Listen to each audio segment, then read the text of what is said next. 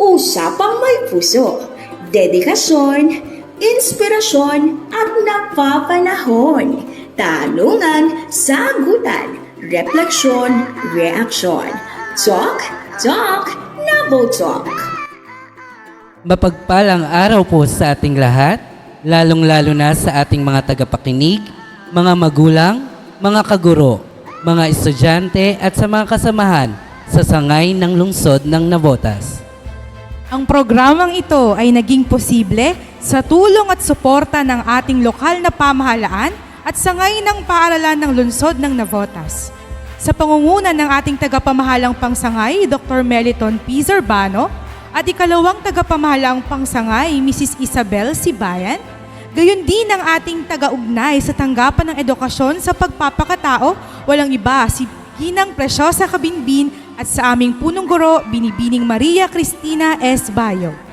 Ako po si June D. Lucas. At ako naman po si Binibining Mary Grace Sabanto, ang inyong gurong tagapagdaloy para sa programang Navotalk Episode 23 na may temang The North Stars of Excellence, tapang at galing tungo sa tagumpay. Akin pong ipapakilala ang ating mga kapapanayamin sa araw na ito. Ang una nating bisita ay isang guro sa Grade 4, isang tagapagsanay at magulang ng isang batang nagwagi sa ginanap na palarong pambansa 2023, si Ginang Maria Evangeline M. Manata. Magandang araw po sa inyong lahat at sa ating mga tagapakinig. Ang ating pangalawang panauhin ay isang magaling na bata sa klase at nagtamo ng karangalan sa natapos na palarong pambansa 2023. Siya ay si Ralph Emmanuel M. Lanza. Magandang araw po sa inyong lahat. Umpisahan na po natin ang ating balitaktakan. Kamusta po ang ating araw ngayon pagkatapos magwagi sa naganap na palarong pambansa 2023? Masayang-masaya po, very proud and grateful sa mga natamong karangalan ni Eman.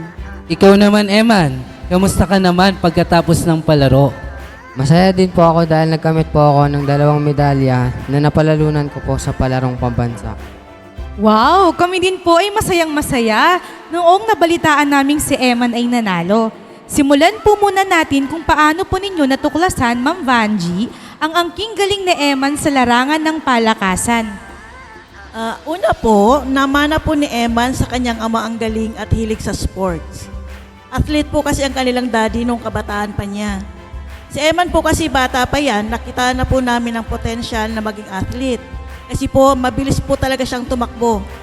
So sabi ng daddy niya, pagdating ng tamang edad, for basic training na yan, sisimulan niya rin pong hasain with his elder brother, si Kuya Dustin niya. So sa mga trainings nila, makikita kay Eman yung galing at willingness na mas gumaling pa sa larangan ng athletics. Kaya naman po pala, nasa dugo o lahi nyo na pala ang tapang at galing sa larangan ng palakasan. Kaya nakamit natin ang panalo. Ang galing naman po. Ano-ano po ang mga paghahanda o ginawa nyo sa pagsabak sa mga naganap na palaro? Ikaw, Eman. Tamang training po at puspusang pagsasanay para mas lalo pa po akong gumaling at may panalo ko po ang laro. Every morning po, nagja-jogging po ako mula Malabon hanggang C4 Navotas. After class naman po ay may regular training po ako with my co-athlete. Then pumupunta po kami sa Ultra Pasig para doon po mag-training ng takbo at bumato ng javelin. If umuulan po, sa bahay lang po kami nagtitraining. May binili po si Daddy na mga equipments na ginagamit po namin tulad ng dumbbells, rubber, medicine ball, at sit-up bench. Wow, sana all. Wow naman po, complete equipments po talaga para sa makapag-training kahit nasa bahay lang. Kayo naman po, Ma'am Banji, ano-ano po ang inyong itinuturo kay Eman during practice?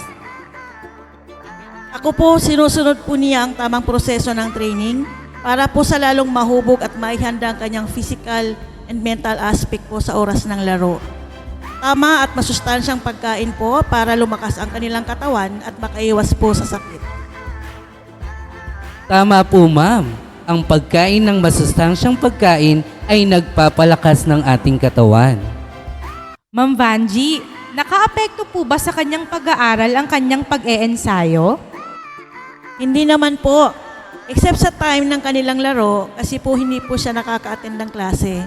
Tulad po nung NCR meet, pero proper schedule of trainings and time management lang po ang ginagawa namin para po di maka-apekto sa pag-aaral niya. As a matter of fact, honor pupil po siya. O, di ba? Magaling na sa sports, honor pa sa klase. Nung nanalo po ba si Eman sa NCR level at siya ay maglalaro sa palarong pambansa, ano po ang inyong naramdaman bilang isang magulang at tagapagsanay? Bilang nanay po, mahirap po because sobra po akong kinakabahan.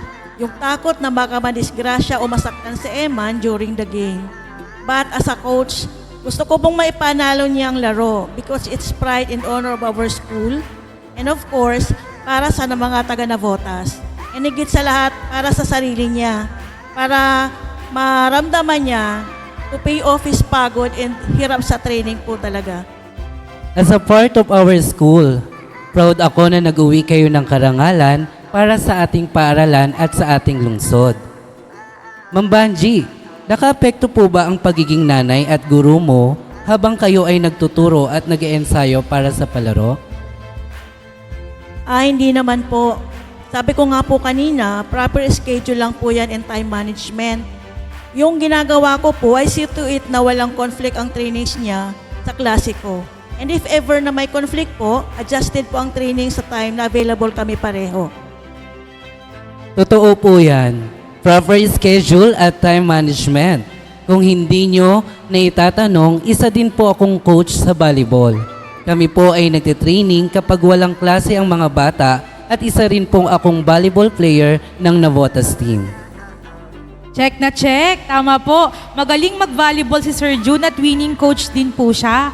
Pag-usapan naman po natin ang palarong pambansa. Nagkaroon po ba ng problema sa pagsali ni Eman sa paligsahan?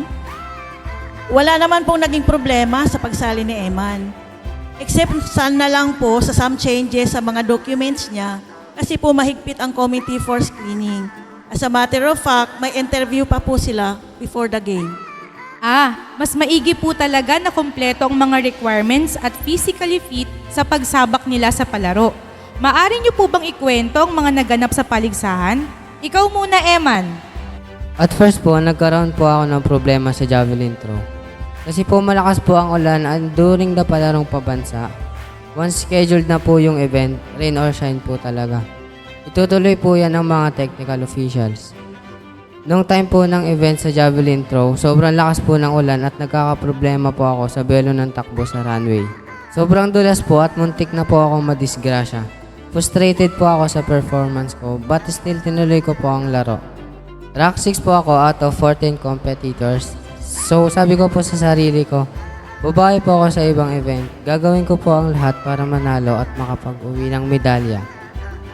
So grateful po ako kay Lord dahil nauwi ko po ang isang silver medal at bronze medal from palarong pabansa. Ang tapang ng batang ito. Buong-buo ang loob at determinasyon. Dahil sa unang performance niya ay hindi siya pinalad kaya lumakas ang loob niyang makabawi. At dahil sa iyong mga sinabi, proud na proud kami sa iyo. Ang pagtsatsaga at tapang ay talagang taglay mo para maabot ang karangalan. Ma'am Banji, ano po ang naipakita ni Emma nung sumabak siya sa palaro pagkatapos ng hindi inaasang pangyayari? Pursigido po at matapang po talaga si Eman. Nakita ko na sa kanya kahit gaano kagaling at katatapang ang kanyang katunggali. Hindi po siya intimidated at natatakot. Fighter po siya. Tapang, galing at determinasyon po ang kanyang sandata para manalo at magtagumpay sa larangan ng athletics. Ikaw, Eman, nung nagkaroon ka ng problema, ano ang iyong naramdaman at ipinakita?